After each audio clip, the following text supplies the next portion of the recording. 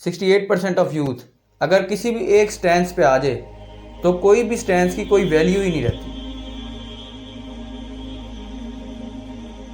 کوئی بھی تحریک اس وقت کامیاب ہوتی ہے جب یوتھ اکٹھا ہو جاتا ہے.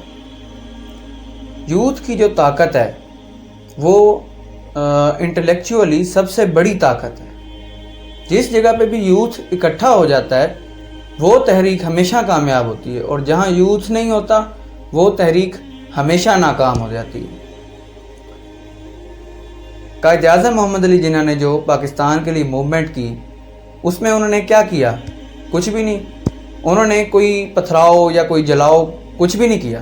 انہوں نے صرف انٹلیکچولی اپنے الفاظ کے ذریعے اور یوتھ کے ذریعے ایک علیحدہ کنٹری حاصل کیا. اب انہوں نے الہ آباد یونیورسٹی میں جا کے صرف یوتھ کو موبلائز کیا اور پورا کا پورا کنٹری جو ہے وہ علیحدہ ہو گیا. تو یہ ہے یوتھ کی power. 68% of Pakistan is the prime zone. اگر یوتھ 68% آف یوتھ اگر کسی بھی ایک سٹینس پہ آ جائے تو کوئی بھی سٹینس کی کوئی ویلیو ہی نہیں رہتی، اور کسی بھی پلیٹ فارم کی ضرورت ہی نہیں ہے، کیونکہ اس کی طاقت ہی ختم ہو جاتی ہے. پورے ملک کی جو طاقت ہوتی ہے نا وہ اس کا یوتھ ہوتا ہے، اور یوتھ جس طرف جا رہا ہوتا ہے چیزیں اسی حساب سے چل رہی ہوتی ہیں. یوتھ کی جو پاور ہے وہ اس کی مثال ایسے ہے کہ جب بھی کسی بھی قوم کو بحیثیت قوم دیکھنا ہوتا ہے نا تو ہم یہ دیکھتے ہیں کہ اس کی یوتھ کیا کر رہی ہے. آج کل ہماری یوتھ کیا کر رہی ہے؟ ہماری یوتھ گانوں میں پھنسی ہوئی ہے، فلموں میں، ڈراموں میں اور گناہوں میں بہت زیادہ پڑ چکی ہوئی ہے. اس وجہ سے ہماری پوری قوم جو ہے وہ زیرو پہ ہے. اس وقت اسلام زیرو پہ کر دیا ہم لوگوں نے، اور مختلف کنفیوژن ہے. ایک فرقہ دوسرے کو غلط کہہ رہا ہے، دوسرا فرقہ تیسرے کو غلط کہہ رہا ہے، اور بہت زیادہ کنفیوژن ہو چکی ہوئی ہے یہ سب کچھ. اور یوتھ جو ہے وہ اسلام سے دور ہے، اس وجہ سے آدھی قوم اسلام سے دور ہے. میں ایک جگہ بیٹھا ہوا تھا اپنے بڑوں کے ساتھ، تو میں نے کہا کہ کوئی 20 صحابہ کے نام تو بتا دے. تو کسی کے پاس جواب نہیں تھا. 20 صحابہ کا نام نہیں پتہ ہم کو. اور اگر عورتوں کی بات کی جائے تو 10 صحابیات کا نہیں پتہ ہوتا جو ام المومنین نہ ہوں. 10 ان کے علاوہ 10 کسی کو بھی نہیں آتی. یہ ہمارا یوتھ ہے جو اب دوسرے ٹریک پہ جا رہا ہے، اور اسی وجہ سے ہر چیز دوسرے ٹریک پہ جا رہی ہے.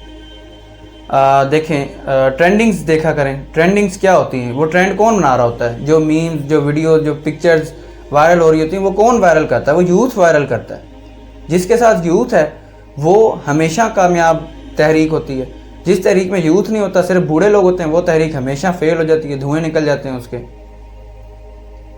بیکاز یوتھ جو ہے وہ ریڑھ کی ہڈی کی پاور رکھتا ہے.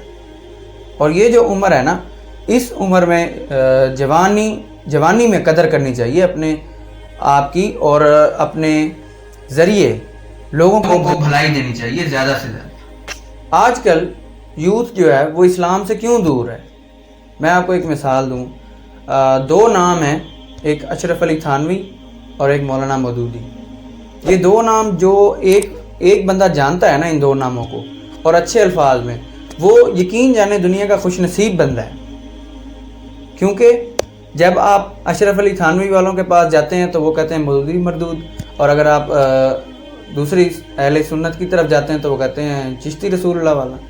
تو یہ دیکھیں ایک دوسرے کو کتنا زیادہ کرٹیسائز کرتے ہیں، اور ایک فرقہ دوسرے فرقے کو ہمیشہ سے غلط کہتا آ رہا ہوتا ہے. اگر آپ کسی بھی ایک فرقے میں جاتے ہیں تو آپ ہر فرقے سے آپ کو بری ذمہ ہونا پڑتا ہے. تو اتنے فرقے دیکھ کے، اتنی تقاریر دیکھ کے ایک دوسرے کو ہمارے علماء جو ہیں وہ گالیاں دے رہے ہوتے ہیں ممبر پہ بیٹھ کے، تو یوتھ جو ہے وہ کس طرح اسلام کے قریب آ سکتا ہے؟ ہوتا کیا تھا؟ نبی صلی اللہ علیہ وسلم کے دور میں لوگ ایک دن پہلے جمعے کے لیے چلتے تھے، کیونکہ مسجدیں دور دور ہوتی تھیں. لوگ ایک دن پہلے سفر پہ روانہ ہوتے تھے جمعرات کو کہ جمعے پہ پہنچنا ہے، اور 24 گھنٹے کا وہ سفر جمعے کے لیے اب 5 منٹ میں کنورٹ ہو گیا. کیونکہ مولوی صاحب جو باتیں بتا رہے ہوتے ہیں یوتھ کو وہ چاہیے ہی نہیں ہوتی.